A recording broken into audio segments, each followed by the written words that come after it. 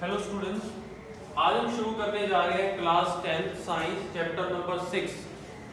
Bio stream का ये chapter है और बहुत इंपॉर्टेंट है एग्जाम पॉइंट ऑफ व्यू से क्लास 10 के लिए। जो चैप्टर का टाइटल है हमारे पास वो है लाइफ प्रोसेस। लाइफ प्रोसेस का मीनिंग है वो प्रोसेसेस जो आपकी लाइफ को मेंटेन रखने के लिए जरूरी है, जो आपकी बॉडी के लिए बहुत ज्यादा मैंडेटरी है या नेसेसरी है। तो कौन कौन सी वो प्रोसेस है जो हम इस चैप्टर में पढ़ने वाले हैं। There are 5 processes which are going to study in this chapter. First is nutrition, खाना खाना ताकि बॉडी को एनर्जी मिल सके। सेकंड इज डाइजेशन, जो खाना आपने खाया है उसको पचाया जा सके। Third is respiration, gases exchange, oxygen लेना, CO2 बाहर छोड़ना। फोर्थ इज ट्रांसपोर्टेशन, जो गैसेस आपने ले ली, जो खाना आपने खा लिया उसको पूरी बॉडी के अंदर ट्रांसपोर्ट करना, पूरी बॉडी के हर एक पार्ट तक वो खाने का जो विटामिन एंजाइम है, प्रोटीन है या फिर फैट के जो मॉलिक्यूल है उसको पहुंचाना। और लास्ट आ जाता है आपके पास एक्सक्रीशन, कि खाना खाने के बाद जो वेस्ट बच जाता है आपके पास उसको आप बॉडी से बाहर कैसे निकालोगे। ये 5 प्रोसेस जो है हमारी लाइफ की जो है वो हमारी बॉडी के लिए सबसे इंपॉर्टेंट प्रोसेस है, जिसको हम इस चैप्टर में पढ़ेंगे। आज शुरू करने जा रहे हैं सबसे फर्स्ट प्रोसेस, जो आपको टाइटल दिखाई दे रहा है बोर्ड पर, वो है न्यूट्रिशन, खाना खाने से related. The definition of nutrition is it is the process to transfer source of energy. Source of energy से हमारा मीनिंग होता है फूड, फ्रॉम आउटसाइड। ये वो प्रोसेस है जिसमें आप बाहर से कुछ खाने का सामान कहां लेके जाते हो, to the body of an organism to maintain living structure. जब आपको भूख लगती है तो ऐसे तो कोई प्रोसेस नहीं है कि इंटरनली ही बिना कुछ खाए आपकी भूख शांत हो जाए, आपको कुछ ना कुछ खाना पड़ता है। तो बाहर से हमारा मीनिंग ये नहीं है कि आप कोई चाइनीज स्टॉल या कहीं किसी रेडी पे से जाके कुछ खाओगे। बाहर का मीनिंग ये है कि आपने जो भी आपके पास अवेलेबल था, आपने वो चीज जब खाई, उससे आपकी बॉडी में जो एनर्जी आई वो आपके लिविंग स्ट्रक्चर को क्या रखता है, मेंटेन रखता है। आप रेगुलर काम करते रहोगे, वरना बीमार पड़ जाओगे अगर खाना नहीं मिलेगा तो आपको। तो जब भी बॉडी अपनी नीड पूरी करने के लिए आउटर एटमॉस्फेयर से जो कुछ भी खा लेती है एज अ फूड, तो वो प्रोसेस हमारे पास कहलाती है न्यूट्रिशन। 2 टाइप के हमारे पास कैटेगराइज की हमने कैटेगरी बनाई इस खाने के बेस पर। कैसी? एक वो कैटेगरी जो सिंपल फॉर्म में फूड को खाती है। सिंपल फॉर्म का मीनिंग है जैसे वो हमारे पास अवेलेबल है वैसे ही फॉर्म में खा लिया। जैसे प्लांट्स, और CO2 चाहिए गैसेस से सीधा ले ली, सनलाइट चाहिए सीधा ले ली, ठीक है। और तीसरी चीज क्या, वाटर, वो अपना नीचे रूट से उन्होंने वो भी ले लिया। तो ये क्या है, प्लांट्स क्या कर रहे हैं, जो भी उनको चाहिए होता है, जो उनकी जरूरत है, वो उनको सिंपल फॉर्म में मिल रही है। अगर सिंपल फॉर्म में मिल रही है तो इसका मतलब ये है कि उनको डाइजेशन की जरूरत नहीं पड़ रही, उनको खाना पचाने की जरूरत नहीं है। देखो पचाने का मीनिंग क्या है, मैं आपको क्लियर कर दूं। पचाने से हमारा मीनिंग है कि जो आपने खाया है वो एक मिक्स फॉर्म में आपके पास आया है। मान लीजिए मुझे सिर्फ फैट खाना है या मुझे सिर्फ प्रोटीन खाना है, लेकिन घर में तो रोटी थी। अब उस रोटी में सिर्फ प्रोटीन थोड़ी ना था जो मैंने खाई, उसमें तो कार्बोहाइड्रेट भी है, फैट भी है, विटामिन भी है, लेकिन मुझे तो सिर्फ प्रोटीन चाहिए था। तो यानी कि मैंने जो खाया वो मिक्स फॉर्म थी, उसमें सारी चीजें मिली हुई थी। इसलिए मुझे जरूरत पड़ेगी कि उन सारी चीजों को बाद में खाने के बाद कोई पेट के अंदर अलग अलग भी करे। उस प्रोसेस को ही हम डाइजेशन बोलते हैं। लेकिन प्लांट्स के केस में ऐसा नहीं है, उन्हें जो चाहिए था उन्होंने वही सिंपल फॉर्म में ले लिया। तो जो इस कैटेगरी के अंदर आते हैं, जिनको जो चाहिए होता है वो उसी सेम फॉर्म में ले लेते हैं, उन्हें हम बोलते हैं ऑटोट्रॉफ्स। और वो जो खाना खाने की प्रोसेस है उनकी वो कहलाती है ऑटोट्रॉपिक मोड ऑफ न्यूट्रिशन। इसमें मेनली हमारे पास प्लांट्स आते हैं और कुछ बैक्टीरियाज भी हैं, जैसे साइनोबैक्टीरिया, वो भी इसी कैटेगरी में आते हैं। आपने 8th स्टैंडर्ड में भी ये चीजें पढ़ी हुई हैं। दूसरी कैटेगरी आ जाती है उनकी जो खाना मिक्स फॉर्म में खाते हैं, कॉम्प्लेक्स फॉर्म में खाते हैं, जिसमें हम आ जाते हैं, एनिमल्स आ जाते हैं। उस कैटेगरी के जो एनिमल्स या ऑर्गेनिजम्स हैं उनको हमने नाम दिया है हेटेरोट्रॉपिक और वो जो खाने के प्रोसेस है उनको नाम दिया गया हेटरोट्रोपिक मोड ऑफ न्यूट्रिशन। तो बहुत बेसिक दो चीजें थी जो हमने डिस्कस की क्लास 8 में, आप बहुत अच्छे से इन दोनों को कर चुके हो। आज हम जो शुरू करने जा रहे हैं यहाँ न्यूट्रिशन में, वो सीधा डायरेक्ट शुरू करेंगे ऑटोट्रोपिक मोड ऑफ न्यूट्रिशन।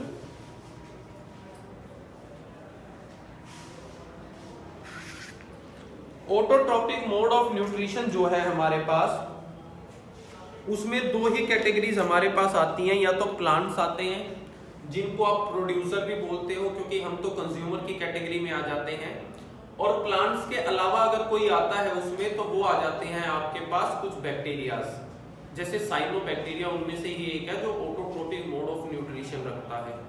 तो हमारे पास दो कैटेगरीज हैं ऑटोट्रोपिक में भी जो प्रोसेस यूज की जाती है। पहली फोटोसिंथेटिक ऑटोट्रोप्स बोल सकते हो आप इसको, और दूसरी जो कैटेगरी है हमारे पास वो है केमो सिंथेटिक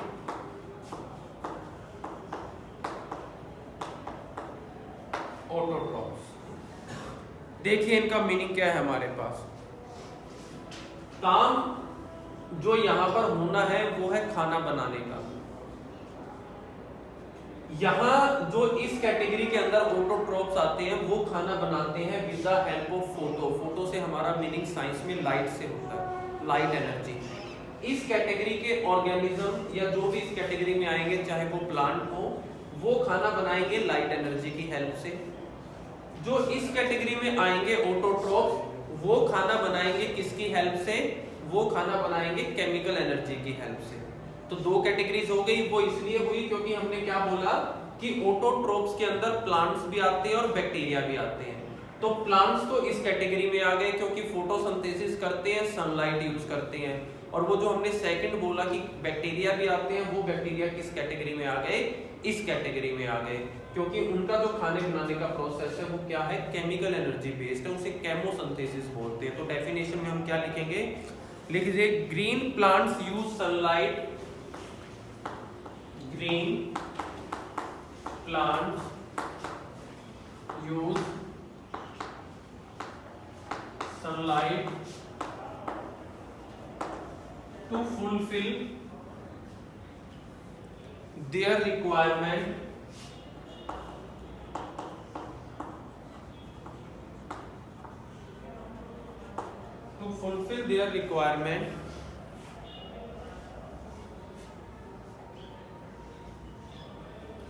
whereas इस कैटेगरी में हम लिखेंगे bacteria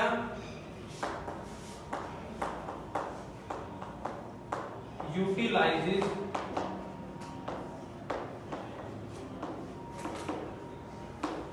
chemical energy to fulfill their requirement।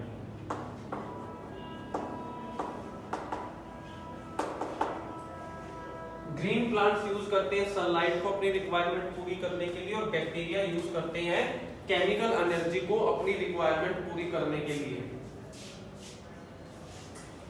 तीसरी जो हमारे पास आ जाता है, या हम इसी से ही जो मेन हमारे पास है वो ये है जिसको हमें डिस्कस करना है। ये हमारे डिटेल में नहीं है, ना ही इतने टाइप है हमारे पास इसके। ये है फोटोसिंथेटिक ऑटोट्रोप, जिसको हम डिटेल में करने जा रहे हैं। तो जो नेक्स्ट चीज हम अब स्टडी करेंगे वो वही है जो आपने क्लास 8th में की थी, फोटोसिंथेसिस प्रोसेस, लेकिन उसको थोड़ा सा हम डिटेल में करेंगे as compare to 8th class. तो हेडिंग डाल लीजिए आप लोग, फोटोसिंथेसिस प्रोसेस।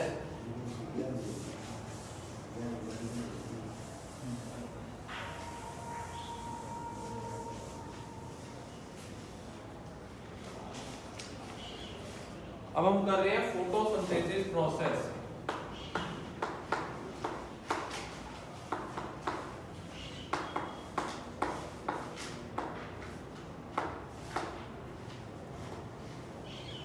बहुत ही कॉमन टॉपिक है साइंस में ये, जब भी हम बायो की बात करते हैं।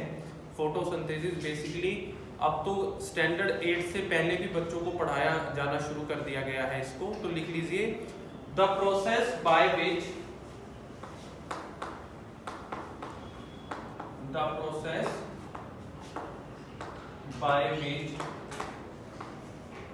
ग्रीन प्लांट्स, वो प्रोसेस जिसके अंदर ग्रीन प्लांट्स जो हैं वो प्रिपेयर करते हैं अपना food, prepare their food in the form of carbohydrate, in the form of carbohydrates की फॉर्म में वो फूड तैयार करते हैं, किसकी हेल्प से? From CO2 and water in presence of sunlight. बहुत ही बेसिक डेफिनेशन थी ये, आपने पहले भी पढ़ी हुई है कि सिंपल CO2 और वाटर में सनलाइट की प्रेजेंस में जब खाना तैयार किया जाता है प्लांट्स के द्वारा, तो उसी प्रोसेस को हम क्या बोलते हैं? फोटोसिंथेसिस बोलते हैं। इसकी एक केमिकल रिएक्शन भी आपने की थी, वो थी आपके पास 6CO2 12H2O in presence of sunlight, और एक और कंपोनेंट यहाँ लिखा जाता है क्लोरोफिल, जिसको हम अभी पढ़ेंगे आगे इसी वीडियो में कि क्लोरोफिल हमारे पास क्या है। तो यहाँ से जो चीज प्रोडक्ट आपके पास आता है वो आता है ग्लूकोज C6H12O6, ये है आपके पास ग्लूकोज, और साथ में 6 मॉलिक्यूल वाटर के निकल जाते हैं और 6 मॉलिक्यूल निकलते हैं ऑक्सीजन गैस से। अब ये जो आपको अपर एरो दिखाई दे रहा है, इसका मीनिंग आपको अच्छे से क्लियर है। इसका मतलब ये है कि यहाँ पर ये गैस बाहर निकल रही है। ग्लूकोज का फॉर्मूला आपको पता है, और अगर बाय चांस आप किसी कंपटीशन, ओलंपियाड या फाउंडेशन का टेस्ट देने वाले हो, तो आपको क्लोरोफिल का भी फॉर्मूला पता होना चाहिए कि क्लोरोफिल का फॉर्मूला क्या होता है। ये इक्वल होता है C55H72O5N4 mg। ये फॉर्मूला है हमारे पास क्लोरोफिल का, अगर आप याद रखना चाहो। इसके बाद हमारे पास आते हैं इवेंट्स इन फोटोसिंथेसिस प्रोसेस, कि फोटोसिंथेसिस प्रोसेस में इवेंट्स कौन से होते हैं। इवेंट से हमारा मीनिंग रहेगा यहाँ पर कि जब भी कोई फंक्शन कहीं पे कराया जाता है, जैसे पहले भी हम एग्जांपल्स देते हैं, मान लीजिए आपके पास किसी शादी का इनविटेशन कार्ड घर पे आया है, तो जब आप उस शादी का इनविटेशन कार्ड ओपन करते हो तो आपको इवेंट्स दिखाई देते हैं कि पहले रिंग सेरेमनी होगी, फिर लंच होगा, फिर फेरे होंगे, फिर विदाई होगी। सारी चीज एक पैटर्न में लिखी होती है टाइमिंग के साथ। इसको बोलते हैं इवेंट्स, कि पहले क्या चीज होगी। ऐसा तो नहीं हो सकता ना कि पहले विदाई हो फिर रिंग सेरेमनी, नहीं। तो वो इवेंट्स का मीनिंग होता है कि वो एक सिस्टम से जो प्रोसेस कराई जा रही है। ऐसे ही फोटोसिंथेसिस प्रोसेस के भी इवेंट होते हैं, इसमें भी चीजें फिक्स होती हैं कि सबसे पहले क्या होगा, फिर क्या होगा, उसके बाद क्या होगा। 4 इवेंट्स हमारे पास हैं, 4 इवेंट्स को हम स्टडी करने वाले हैं। सबसे पहला इवेंट जो फोटोसिंथेसिस प्रोसेस में होता है, या फिर हम ये कह सकते हैं कि ये तीनों चीज जब प्लांट के पास आ गई तो इन तीनों चीजों में सबसे पहला काम क्या होता है, तो वो है आपके पास एब्जॉर्प्शन ऑफ सनलाइट। सबसे पहला काम है फ्यूल इकट्ठा करना, क्योंकि सनलाइट के बिना ये सारी चीजें कुछ काम की नहीं है प्लांट के पास। ये है फ्यूल, तो फ्यूल सबसे पहले इकट्ठा करना है, तो है absorption of light energy, absorption of light energy by chlorophyll.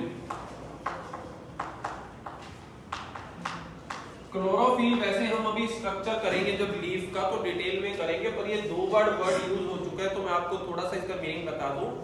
Chlorophyll जो होता है वो प्लांट के जो लीफ होते हैं, पत्ते होते हैं, उसके अंदर एक एलिमेंट होता है जिसका मेन काम होता है कि जो भी सनलाइट उसके ऊपर गिर रही है ये उसको एब्जॉर्ब कर लेता है। ठीक है, तो क्लोरोफिल का काम होता है इस सनलाइट को एब्जॉर्ब करना ताकि बाद में उसका यूज किया जा सके, इसलिए बार बार यूज हो रहा है तो मैं आपको इसका मीनिंग बता रहा हूँ। नहीं तो जब हम लीफ का स्ट्रक्चर करेंगे एक्सटर्नल और इंटरनल तो उसमें ये डिटेल में हमारे पास आएगा कि इसमें एक्चुअल में होता क्या है ये चीज। सेकंड, जब सनलाइट आपने एब्जॉर्ब कर ली तो जो सेकंड काम है हमारा वो है ये जो सनलाइट आपने एब्जॉर्ब करी है इसको केमिकल एनर्जी में कन्वर्ट करना, लाइट एनर्जी को कन्वर्ट करना है केमिकल में। क्यों? ये जो प्रोसेस आपके सामने लिखी हुई है ये है केमिकल रिएक्शन, केमिकल इक्वेशन। आपने फर्स्ट चैप्टर में किया है केमिकल इक्वेशन क्या होती है। तो इसमें हमें लाइट एनर्जी को यूज करने की बजाय केमिकल्स एक तरीके के कार्बन, हाइड्रोजन, ऑक्सीजन, ये क्या है एलिमेंट्स है हमारे पास, केमिकल एलिमेंट्स। तो इसलिए हमें जरूरत है कि पहले हम इस लाइट एनर्जी को किस में कन्वर्ट करें, हम इस लाइट एनर्जी को केमिकल एनर्जी में कन्वर्ट करें। Second step, conversion of light energy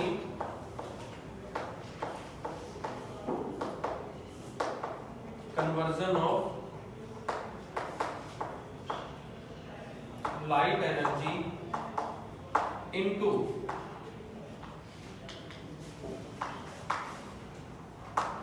chemical energy. ये सेकंड स्टेप है। जो लाइट एनर्जी हमने सन से ली उसको हमने केमिकल एनर्जी में कन्वर्ट कर लिया।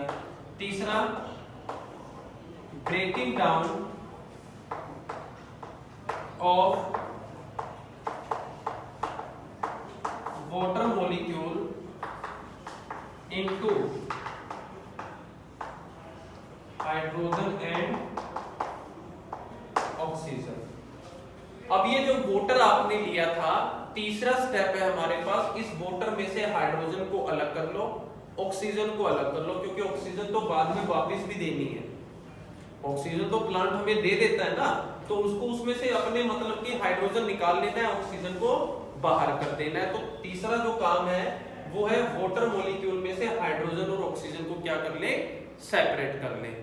लास्ट स्टेप आ जाता है, अब हमें जो कार्बन डाइऑक्साइड ली थी इसको रिड्यूस करना है कार्बोहाइड्रेट में। फोर्थ स्टेप आ जाता है reduction of CO2 into carbohydrate. जो कार्बन डाइऑक्साइड ली है उसको कार्बोहाइड्रेट में कन्वर्ट कर लेना है हमने। ये बेसिक 4 इवेंट्स हैं जो होते हैं फोटोसिंथेसिस प्रोसेस के अंदर। अब जब इवेंट्स हो गए, उस इवेंट्स होने के बाद सिग्निफिकेंस भी आते हैं आपके पास। सिग्निफिकेंस का मीनिंग होता है यूज। जैसे आप शादी में गए, 2 दोस्त गए थे शादी में, आपने सारे इवेंट्स देखे, तो बाद में अगर कोई तीसरा आपसे आके ये पूछे भाई क्या फायदा हुआ शादी में जाने का, तो आपके पास कुछ तो आंसर होगा। आप ये तो कह सकते हो कि बड़े दिन हो गए थे, मोमोज खाए, वो शादी में ही मिले, एक फायदा ये हो गया। दूसरा, आप कहोगे भाई ऐसी डेकोरेशन तो देखी नहीं थी, जाने के बाद पता लगा कितनी अच्छी डेकोरेशन थी, फोटो क्लिक कर ली हमने 2-4 अब सोशल मीडिया पे डालेंगे फोटोज को, तो ये क्या थे, ये फायदे थे आपके जाने के। तो इसको बोला जाता है साइंस की लैंग्वेज में सिग्निफिकेंस, कि आपको उस चीज का बेनिफिट क्या मिल रहा है। फोटोसिंथेसिस प्रोसेस ये है, उसके अंदर ये सारे इवेंट्स हुए, अब उस फोटोसिंथेसिस प्रोसेस का बेनिफिट क्या आया। तो बेनिफिट क्या आया फोटोसिंथेसिस प्रोसेस से, एक तो क्या मिली, ऑक्सीजन, जो हमारे लिए बहुत ज्यादा इंपॉर्टेंट है। बिना ऑक्सीजन तो हमारे लिए क्या है, पढ़ते हो ना कि ऑक्सीजन के बिना हम जीवित नहीं रह सकते, तो यानी कि ऑक्सीजन हमारे पास सबसे इंपॉर्टेंट पार्ट है लाइफ का। और दूसरी चीज हमें प्लांट से क्या मिलती है, ग्लूकोज मिलता है, जो हम खाते हैं, जो हमारे खाने के अंदर होता है। जो आप गेहूं लेके आते हो, आटा बनवाते हो, वो क्या है, एक तरीके से ग्लूकोज ही है हमारे पास। तो ये 2 चीजें फोटोसिंथेसिस प्रोसेस हमें देती हैं। इसको इसलिए काउंट नहीं कर रहे क्योंकि ये तो हमने ही उसको दिया था, उसका कुछ पार्ट बचा हुआ ही बाहर आया, जितना दिया उतना उस पर यूटिलाइज नहीं हुआ तो बाहर आ गया। लेकिन ये 2 चीजें हैं जो उसको नहीं दी और उसने बना के हमें रिटर्न में दी। तो जब बात सिग्निफिकेंस की करेंगे तो हम ये कह देंगे, we obtain oxygen from plants with the process of photosynthesis, we obtain glucose which is the basic form of food from photosynthesis. तो 2 सिग्निफिकेंस है, आप लिखना चाहो तो इसको कॉपी में नोट कर लेना, हेडिंग डाल के कि सिग्निफिकेंस क्या है हमारे पास फोटोसिंथेसिस के। तो पहला सिग्निफिकेंस आप लिख देना कि photosynthesis process gives us oxygen which is very necessary for our life, ये हमें ऑक्सीजन देती है जो बहुत जरूरी है हमारी लाइफ के लिए। और सेकंड पॉइंट में आप लिख सकते हो photosynthesis process gives us glucose which is the basic form of food, जो हमारे फूड का जो है बेसिक फॉर्म है हमारे पास। तो ये दो चीजें जो है जो बेसिकली हमें किससे मिलती हैं, फोटोसिंथेसिस प्रोसेस से मिलती हैं।